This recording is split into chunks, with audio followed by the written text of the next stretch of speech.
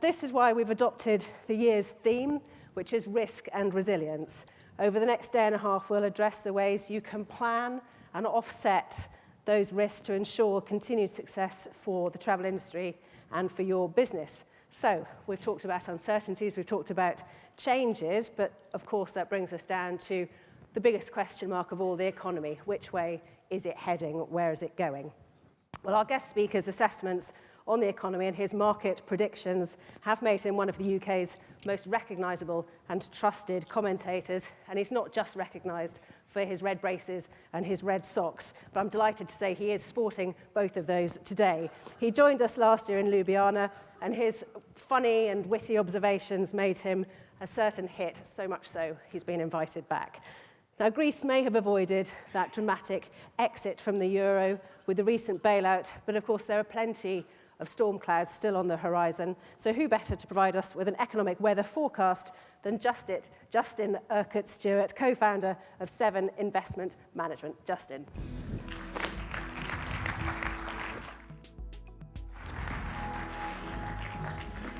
Good morning, Daisy. Thank you very much, and thank you. Lovely to be here again. I'll be with you again. Now, right, I've got half an hour to try and get through a weather forecast. Now, like all weather forecasts, of course, it'll be wrong in parts. So what we also have to try and do is actually try and make sure we give you some idea of what's happening around the world. I've got 30 minutes. I should be talking far too fast. So you want to hear this properly, record it and slow it down and play it 33 1/3. For those who go to sleep just after midnight, we'll be listening to the wonderful sounds of sailing by and listening to the shipping forecast. There's 2 words for that. Just get a life. But nonetheless, it's vital we do have some forecast as to what's happening around the world, because otherwise we'll be traveling blind. What is interesting, of course, is actually look at the news at the moment. There is no new news. I went away during the summer, come back a few months later, and you suddenly find that all the issues, things like China slowdown, all those elements, emerging market issues and the Eurozone issues and US, it's all still the same. But something happened in the economy, something happened in the markets, and suddenly everybody got frightened. No.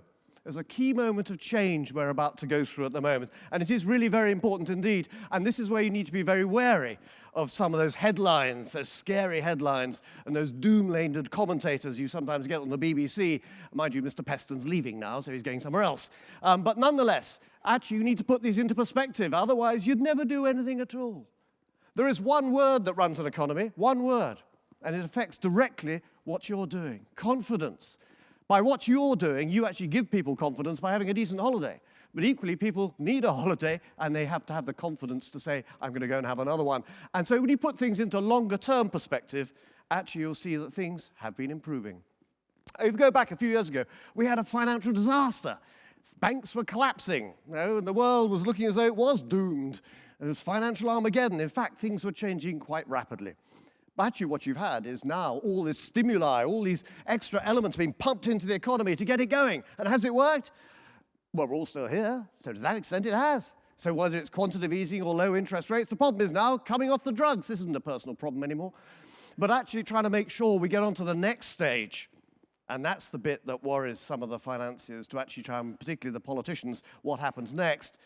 So you've got a lot of this old news around there to try and frighten you. Some of it's horrific, like ISIS and things like that. But actually, all of those things have led to really the action being taken. You've now got some big imbalances around the world, not just debt. You've got 3 groups of people. Particularly, we can see this in Britain now. You've got the haves, the have-nots, and the have-yachts. And they've sort of left mostly now. So how does that smooth itself out over time? Welcome to a new era, which affects all our industries. Low growth, low inflation, low interest rates, and low returns, and now provide service for people. We're all going to redesign what we're doing to take cost out, to be in this new world. And those that can do it, can adjust and change, will prosper. Those that don't, and particularly in my world, in the investment world, there are an awful lot of marble halls and shattering fountains. They're going to have to go as people realize they have to lose their pride and redesign what it is they're doing. But look what's happening. It's things in terms of the oil price and how much that has dropped. The BBC last year was sitting there saying, there was a headline, more bad news, the oil price has dropped. What? You spent the past 15 years telling us it was bad news the price was going down, as it was going up. Make up your minds, which way do you want it? The price going down of oil is generally good news unless you happen to be living in Aberdeen. It's got cheaper. That has an impact right the way around. If you're producing the stuff, it's pain. As for other commodities as well, if you produce the stuff, you've got a problem. If you're using the stuff, it's good news. So bad news for Russia. Well, diddums then. But better news for everybody else. Even unemployment. And of course, again, these people keep on telling you that, oh, the unemployment figures are getting worse. In America, you have these things called the non-farm payrolls, which is basically unemployment without the Waltons. But that's been improving significantly as well. But again, the headlines, the figures haven't been getting better. Yes, they have. In Britain, even in the Eurozone. And when we have well-balanced newspapers like the Daily Mail telling us that we're doomed the entire time, that actually, yes, unemployment's been coming down there as well. So you can see some of the changes. I know you can't see these graphs very clearly, but the point I wanted to use with them is some red lines here pointing to that one word again, confidence. It's rising in America, it's rising in the UK, and it's rising in the Eurozone as well. This is good news, not bad news. And then when you actually look at how companies are performing, yes, you see these markets going up and down like a yo-yo. Those companies that aren't involved in oil, in mining and things like that, their profits are doing fine, thank you very much indeed. So the fact the markets are going up and down rather oddly doesn't bear any resemblance to the reality behind it. Actually, things have been improving quite significantly. Now, when you look at this, and this is just a graph going back to 2008, all the different areas of the world, US, UK, emerging markets, Eurozone, and Japan. And you can see it's recovered quite well. There was a young fellow at the BBC in the business unit, and he was sort of saying, I don't understand it. I've never seen such appalling economic data in all my life. I said, yes, that's because you're 12. Now, you actually need to be able to have some length of understanding of how long this is going on for. So I'm appreciating it. It is a cycle. Right, quick whiz around the world. I'm going to have to do this at speed. The US economy is doing really rather well. You still get people sitting there saying, well, it's been overtaken by China. Has it? If you divide the population of America into the value of the American economy, you'll end up with quite a big number. You divide the population of China into the value of the Chinese economy, you get something which is about the same as Jamaica. So in terms of spending power, they're years away from it. No. The Americans have a depth of knowledge and experience, so when they hit the financial crash, they knew what to do. Confidence. Go back to Joe Schmo, the primary driver of the US economy, the US consumer, Mr. and Mrs. Schmo, living in Little Rock, Arkansas, and shopping in Walmart. Unfortunately, their house prices has collapsed. They had a crash. Some parts of Missouri dropped by 90%. Mind you, it would turn out to be a pile of twigs and it wasn't a swamp, but that's not the point. If your house price isn't worth very much, you don't feel very confident. So they boosted the banks. They got them working, unlike most of the British banks. And they got the system working. They got more money flowing through the economy. Their view was not austerity. It was grow the economy, get it moving. Funnily enough, it sort of works. And so you can see actually what happened in America. The deficit started coming down. And it's come down really very dramatically now to a level which is just about near the rate of inflation. That's not bad. Well done. And what they're going to carry on doing? Well, they're much of the same, particularly with the election coming up. And you can see in these figures, this is why it's important to us, because the rest of the world needs America to function. And it is functioning. It is working really quite well. Now, what about the Eurozone? Bit sore subject, closer to home. Well, obviously, you've got an issue here. Actually, what happens in Greece? I think it's about time the Germans woke up and they had to do something. You don't grow an economy by austerity. I had one particularly thick British politician. That's probably most of them, actually, but no matter. There was one who's a particular Tory MP who'd never had a job like a lot of the MPs. He's one of those Tories. His father was also an MP before him. He'd also never had a job. One of those ones from a fairly tightly knit gene pool. And he was sort of saying, well, of course, Justin, I remember, you see, when I was with the Treasury. You've never been with the Treasury. Well, I've spoken to the Treasury. You've been past the Treasury. It's about as close as you ever got.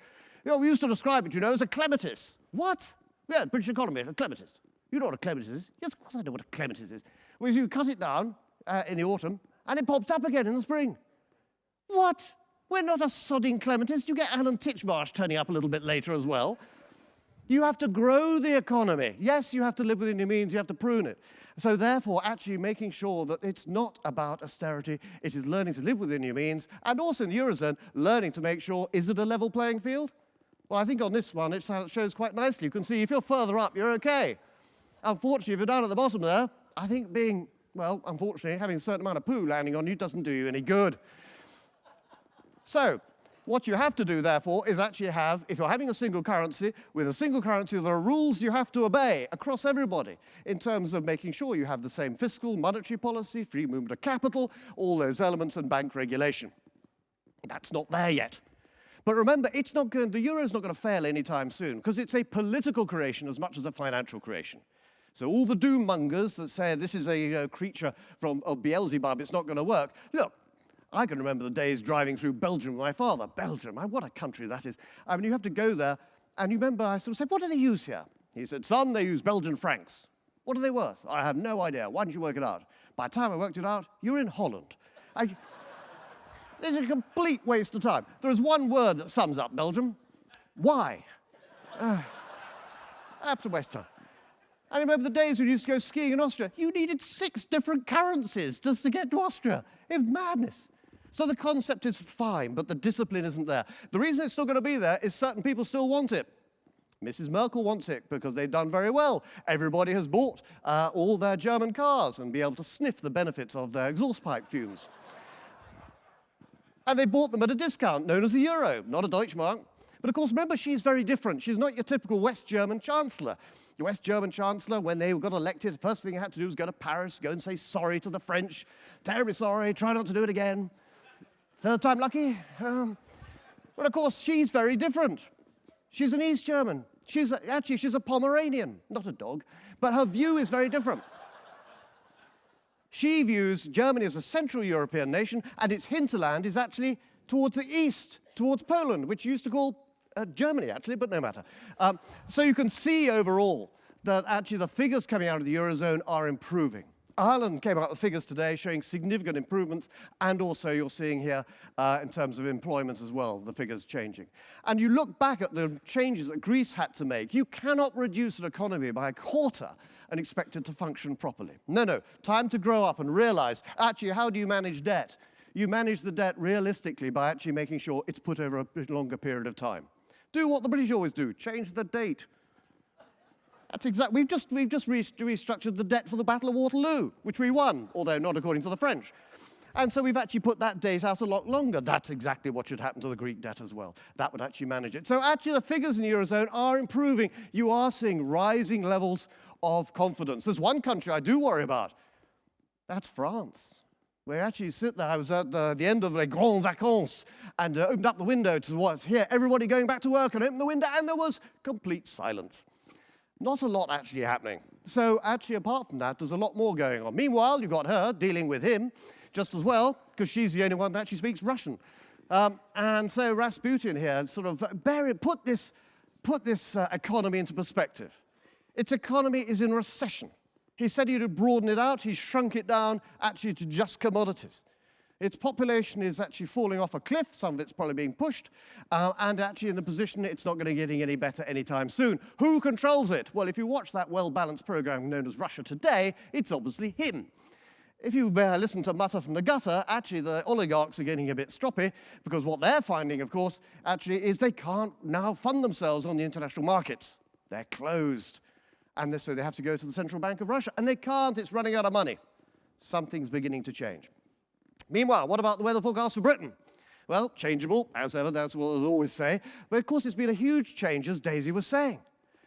There was a lovely headline the other week from the chief economist of the Bank of England. The agony and the ecstasy. The ecstasy, it's growing. The agony, where's the tax? Where's the money coming from? But something is happening, and it's happening because of many of us running businesses, not because of our politicians. I know it's a corny line to say they've never had a job, but they've never had a sodding job. Or more to the point, never run a business. We run businesses. Definition of running a business, as far as I'm concerned, waking up at 2:30 in the morning in a cold sweat, wondering if you've still got one. Or standing next to a cash machine saying, please, work. Having a chancellor with a cursory connection to a wallpaper company doesn't really do it for me. So, on that basis, actually a lot has been going on. Despite the fact we don't seem to have any power strategy or transport strategy, HS2, for God's sake, you've only just got the Penzance 1 back again. Last one fell in the English Channel. So all of that, we can't even build it. Last runway we built, apart from Manchester, was in the Second World War. I don't think we need to start a war to get another runway at Heathrow. Ridiculous. No, there are 3 numbers I want you to remember, because the BBC will, of course, take great delight in informing you that you're doomed most of the time. 3 numbers, 5, 8, and 10. 5 is the new 6, because this time last year, when we were in Slovenia, the UK was the world's 6th largest economy. Now we're the world's 5th, because France has done nothing for a year. So we're not as powerful as we were, but nonetheless not unimportant. But you don't make anything anymore, do you? No, you're right, not as much as we did. We're the world's 8th largest manufacturer. Yeah, we don't export very much anymore. You're right, we don't, but we're the world's 10th largest exporter. There's a lot going on. And they have this fixation over, you must be doing manufacturing. Well, how much? Well, we just balance the economy. Yeah, to what? Well, 50-50. How do you mean? You know, a dear friend of mine, Richard Durlacher, died a few years ago, and he sort of said, Justin, I can remember quite clearly when we had more manufacturing in our country than Germany as a percentage of the GDP, the economy. I said, Richard, that's brilliant. When was that? You know, I don't know precisely. Well, roughly, Richard, roughly. I'm not too sure I know roughly, actually. Then smelling a rat here, I said, Richard, do you actually know at all? No, I haven't got a bloody clue, actually. Brilliant. So I go and find out, and he was right. He didn't know it, but he was right. 1870. That was the year before Germany was founded. So we've never had that sort of manufacturing. The highest level it got was 24 to 28%, something like that. Then it went down to 9%. Now it's around about 11%, and it's growing. So it's not exactly as they would have you believe. And of course, the service sector, that's known as us, is actually very important. And most people, you often hear journalists go, oh, the service sector, sort of implying we all work for Tesco's or something. Well, in due course we might. No, stacking the bottom 2 shelves, you won't reach any higher. But of course, actually the service sector is about £60 billion worth of exports. It's actually really rather important. And it's stuff we're quite good at, like legal stuff, accounting, like all the travel industry that we've got is highly regarded. Oh, God, I've got to deal with this. I've only had one role thrown at me with this. And so next year, the truth has to come out as to where the money's gone. What you don't do in devolution is give this money to her and then she spends it, because after that she comes back and said, I want some more. Those awful people in Westminster aren't giving me enough. No, you have to give them tax-raising powers as well, because then they've got responsibility. So if she then wants to make the high level of tax in Scotland 65%, you'll be astonished quite how popular suddenly Carlisle will become. And so some of the figures you've been dealing with in Scotland are just wrong. So again, beware of the headlines you're having to deal with. So my problem with Britain is this. We've got inexperienced politicians. We don't have in the Treasury the experience we used to have. On average, the people have been there 5 years maximum, 1 or 2, 7 years. You don't get the lifers that you had before, which you've got in the Fed. So that when we hit a financial crisis, we went, what do we do? We have the knowledge of what to do with banks and other issues, but we didn't do it. We faffed around. Banks go bust on a regular basis. But it's dealt with in private with a consenting adult in a small room in the Bank of England, not by Robert Peston on the news at 10. Then you have a cynical media on a hobbled banking system. Not exactly a flying good news, but despite that, something has happened.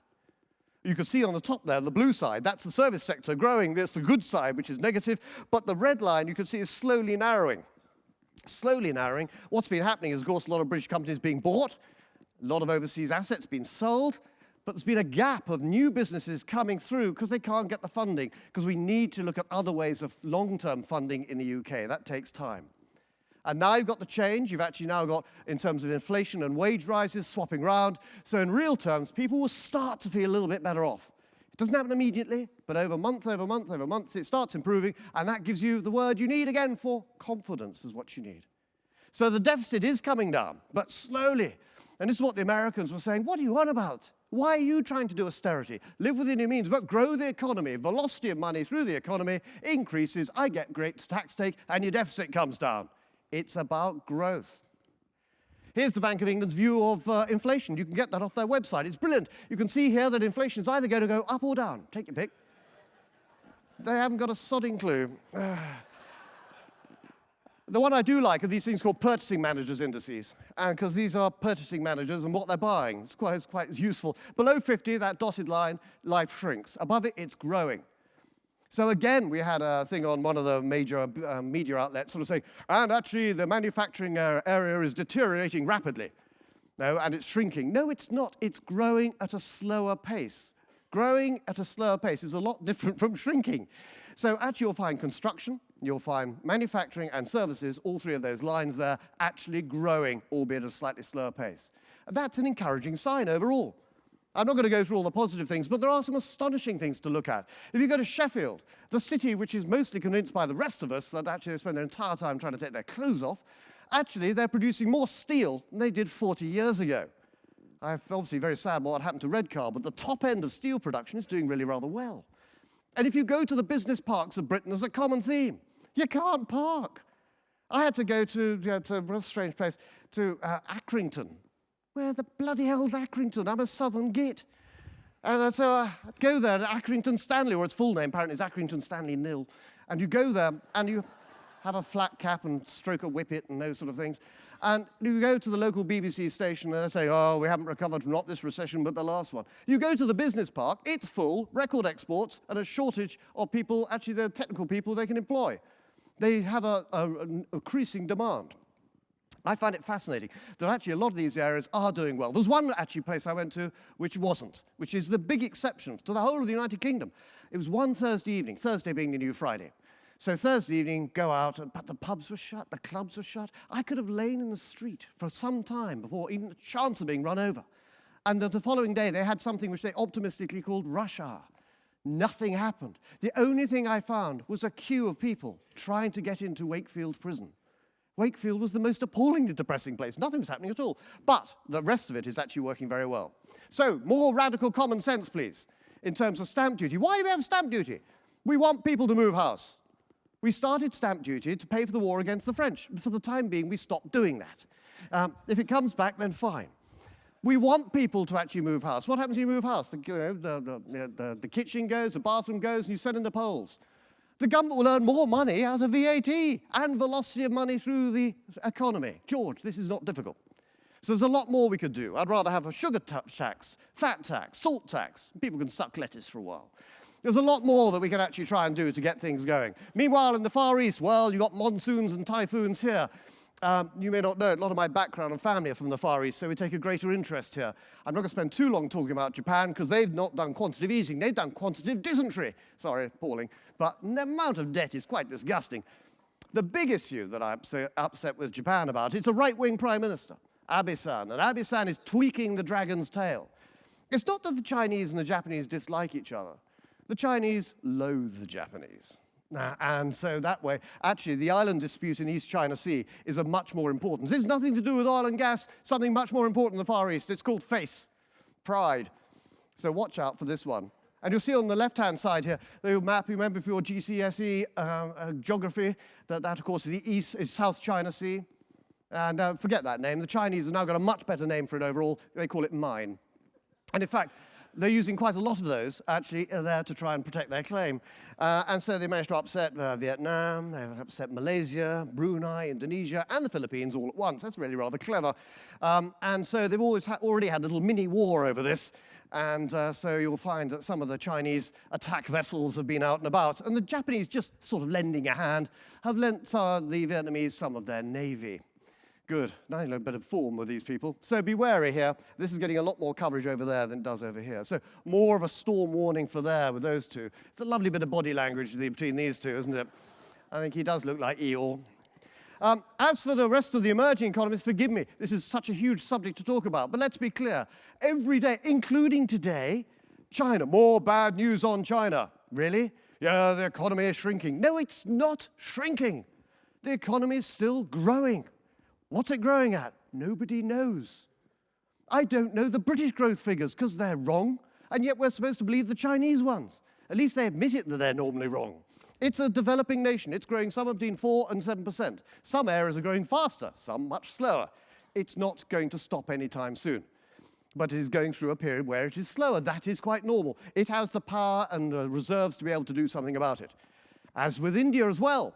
But India, of course, has got a huge handicap, which we should admire them for. It's called democracy. It's much more difficult to do things in a democracy. You have to get people to agree with you. Good old-fashioned oligarchy or dictatorship, it's easier for the Chinese to try and do things. Mind you, the Chinese and Indians don't always get on. Assam, of course, in northeast India, the Chinese have given it a new name. They call it South Tibet, which is a bit worrying if you happen to be living there on the basis of what happened to North Tibet. Or Kashmir, of course, is an Indian-Pakistan problem, isn't it? No, it's not, because the Chinese took 40% of it. The direct translation is to look after it. Always nice to be looked after. So be wary of what's going on here. You've got a power here which is breathing in and being able to flex its muscles a little bit more. As for those other developing nations, you can split them up simply. It's a gross generalization between those who produce and those who use. And you can see here those in red, whether it's Chile producing copper, or there's iron ore coming out of Brazil, and those who are benefiting, like China, like India, like Indonesia, like the Philippines, and South Korea, all benefiting. This is good news for them. It is bad news for the other ones, though. This, though, is the most important relationship. I highlighted this last year, and it's still very important indeed. One figure has changed. The largest holder of American debt is not China, it's actually now Japan. But still, the second largest is China, so they need each other. And America needs China because actually it's their biggest trading partner, so they need each other. But the Americans keep on moaning, and you will hear it more and more during it as we come up to the election. They blame the Chinese for everything. And so you can see how it gets, particularly they don't spend their reserves. But the Chinese say, we do spend our reserves. But every time I go to America to buy anything, I can't buy that strategic asset. Can't do railways, can't do airlines, can't do banks. You can have a pork processing plant. You make sausages and a few hotels. Of course, you come to Britain, the entire Britain society, buy what you like. They bought that well-known strategic maker of Weetabix. What the hell are they going to do with that? Repair the Chinese wall? I don't know. And of course, other ones, they have this fixation of buying businesses they can't pronounce. They went to buy Volvo. And now they bought Pirelli as well. So it's rather strange, they're very bad branding. But the one I've always loved, Sarkozy is coming back to power probably quite soon when Hollande finally gives up and goes away. And the one thing he did before he resigned was actually when the Chinese turned up, and they said, we've got increasing demand for dairy products, so we'd like to open discussions with Danone. And Sarkozy turned around and said, no, you cannot buy Danone. Danone is a strategic defense asset of the French people. It's a defense asset. It's a yogurt maker. Is this the last thing you throw at the Bosch when they're coming over the Maginot Line? Send in the strawberry quarters. They'll lick themselves to death. Now, more effective than French troops, I grant you, but nonetheless, a bit of a desperate hope. So these two had their conversations the other week, and again, they sort of look a bit like Winnie the Pooh. So when you look at actually what's happening in the world, Eurozone, green shoots, and in Greece too, if the Germans realize actually what they must do and act properly. China goes through a change of life, moving from manufacturing to the service economy. It's going to be difficult. It's already doing it. The largest part of its economy is now the service sector, not manufacturing. UK, sullen growth, because we don't do enthusiasm, really. And America will continue to do what America does. That's not a bad picture, but it comes down to one word, confidence. How do you rebuild confidence after what has happened? The confidence to actually know, I want a good holiday because I'm actually now more financially secure. I'm now earning more, and particularly against inflation. And I need a good holiday because that gives me confidence as well. You are the great ingredient to the British economy. Now, there's some numbers I just wanted to throw at you because people get frightened when they hear, again, stock markets going up and down by X billion every day. Justin, stock market's fallen by another 100 points. That's 80 billion pounds wiped off our pensions. What do you say to that? I said, well, that leaves us about 1.4 trillion left. What's your point? It's irrelevant. Actually, so if you take a number like this, Granny gives you £100 69 years ago. Whoopie-doo. Now, if you'd invested that, you'd get £9,000. Not that exciting. Granny gives you £100 69 years ago, invest it, but reinvest all those little dividends. Tuppenny dividend, half-p dividend, all those little things over those years. And you can see the number, 179,000. What is more important? Some silly git in red braces telling you to buy and sell something, or just compounding over time. That's what you need to be doing. And if you can do that, actually making sure that actually you can do those calculations. There's a quite useful little booklet on numbers on this, which you can get at the registration desk. Just some of those things which make the saving simpler to understand for our pensions and things like that. But this is what we all need to do. This has got nothing to do with me, but it's something we all need to do, because we don't do it in Britain. We teach people economics, like Britain needs another sodding economist. How many more Vince Cable lookalikes do we need? We need to teach people finance. I try and get to schools every 6 weeks or so to give them some idea. What you need to be able to do is coordinate across the family, coordinate all the lawyers and accountants and the investment side of it, making a plan. You run a business. In that business, you have a cash flow, a balance sheet, and a business plan. In the course of your life, across your family, hundreds of thousands of pounds will actually pass through it with no planning. In fact, I'm pleased to say the only thing they do plan is a holiday, and so they should. But when does the money run out? I need to know it now, not when it runs out, so I can make some plans. Then across the family, what does your family look like? You're not a sad git on your own, yet. Most of us belong to not a nuclear family, but actually a dysfunctional family. I'm sure it doesn't apply to any of you. But a dysfunctional family, husband, wife, second-hand husband, second-hand wife, and maybe another single thereafter. Below that, you've got your children, brother, sister, half-sister, step-brother, step-sister, and good God, where did you come from? and a black Labrador. Now, subject to the blood test, you could be related to all of those, so you could draw a wiggly line around that lot. Now, good news is your parents are living longer, which is nice, isn't it? Possibly a bit too long, but nice. Worse news is, so are hers, and hers. Oh, God. So you've got to bring some of them back into this. Then the other thing which has gone right or wrong, depending on your view, grandparents. There are millions of them cluttering up the golf courses of Britain, all over the place. And if you're going on a cheap day return on the trains, you'll never get to the buffet. You would have broken your leg on the sticks by the time you get there. So what can you do? Well, you could probably get one off to Zurich, no more than that. Otherwise, the police get interested. And then, of course, when they get to 80, they then turn around and say, I've got a new partner. Oh, that's disgusting. I don't want to know. And now you've then got something we never had, great-grandparents. What are we going to do with that? Because stick them in Worthing. That's not what they think they are. You put them there. But now you've got 5 layers of this lot. 5 layers of this. Where do you go to? Some pompous stockbroker? I think not. Some old IFA, you know, the old-fashioned ones who weren't very high and provided FA. Or some insurance company that managed to get rid of your pension plan. Or the banks, probably not. You could stand at a bank queue. I've done this before. You probably had to do the same. You stand at a bank queue, rather bored, waiting, and you're normally in the wrong queue. And then a small boy with a clipboard and a skin complaint comes up to you. You go, what are you doing? Would you be interested? No, not really. No, would you? What? Do you want an ISA? An ISA? Do you have any concept what my family looks like? I've got to get the money from here down to here without George Osborne taking it. Is your ISA going to help? Well, no, not really. Well, piss off then. We need to do that planning across the family. Not that I imagine the family's going to sit down and talk about money. Of course they won't. Of course, you can't spend more than 3 days together at Christmas without trying to throttle each other. But you can actually make sure there's some proper planning to make sure you don't duplicate all the issues. How much BP does your family earn? Duplicate the taxes, the taxation, the tax wrappers, all those elements to coordinate. So you end up with a balance sheet for the family. Realizing the next generation can't afford to start a mortgage, you'll have to help. That's what the families will do. And also the assets. And you realize when you do the balance bit at the bottom, we're worth that much? Really? And then you find yourself in the position of actually realizing you've got a plan going out ahead. Taking account of the stuff, well, that could occur. Changing it every year because births, marriages, deaths, and all that sort of stuff. And when you've got a plan like that, that gives you that one word, which you need, which I need, and that is the confidence. So, what is the forecast? If you do your planning, despite the weather, it can be fine, clear, and sunny. So it'd be quite good. There is an alternative, though. Don't do your planning and end up in some of the worst parts, and you will find yourself being completely and utterly washed up. As an industry, I thank you for giving me some of my greatest holidays I've ever had. And for the future, with all those baby boomers now in the position where they've got more years and more money, here is the great opportunity for you to be able to give them the first-rate service I know you can do and all have some excellent holidays. Have a great conference. Thank you very much indeed.